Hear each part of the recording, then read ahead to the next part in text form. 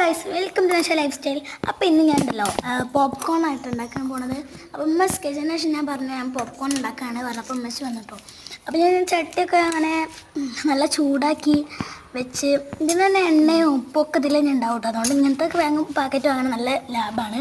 കുറച്ച് എണ്ണേൻ്റെ ഉപ്പിൻ്റെ കുറവ് കിട്ടും ഗൈസ്, നമുക്ക് അതിൽ ഇടേണ്ട ആവശ്യം ഉണ്ടാവില്ല.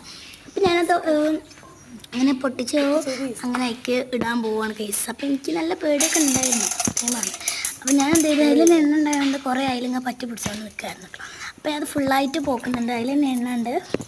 അതുകൊണ്ട് ഫുള്ളായിട്ട് അതിൽ തന്നെ എന്താ പറയുക ഇതുപോലെ ആക്കുന്നുണ്ട് കേട്ടോ. അത് മൂടി വെച്ചതിന് ശേഷം അത് പൊട്ടും. അപ്പോൾ ഞാൻ ഫുള്ളായിട്ട് ഒന്ന് സ്പ്രെഡ് ചെയ്ത് ഇങ്ങനെ വെക്കുകയാണ്. അപ്പോൾ അങ്ങനെ ഞാനിത് മൂടി വെക്കാൻ പോവുകയാണ് ഗൈസ്. കുറച്ച് കഴിഞ്ഞതിന് ശേഷം തന്നെ പൊട്ടാനൊക്കെ തുടങ്ങിയാണ് കേട്ടോ. അപ്പോൾ അടുത്തത് ഫ്യൂ മിനിറ്റ്സ് ലേറ്റ്. അങ്ങനെ ഫ്യൂ മിനിറ്റ്സ് ലേറ്റ് ഉണ്ട്.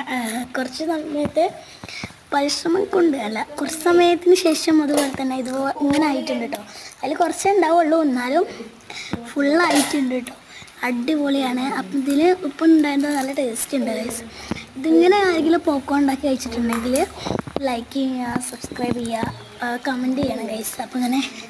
അപ്പോൾ ഏകദേശമൊക്കെ ഇങ്ങനെ റെഡിയാക്കി തന്നിട്ടുണ്ട്. അപ്പോൾ ഓളം അതിൻ്റെ ഇടയിൽ കഴിക്കാൻ വന്നിട്ടുണ്ട്. അപ്പോൾ ഈ ഒരു പാത്രത്തിൽ ഫുള്ള് ഉണ്ടായിരുന്നു കേട്ടോ. അപ്പോൾ ഞങ്ങളിങ്ങനെ കഴിച്ചുകൊണ്ടിരിക്കുകയാണ്.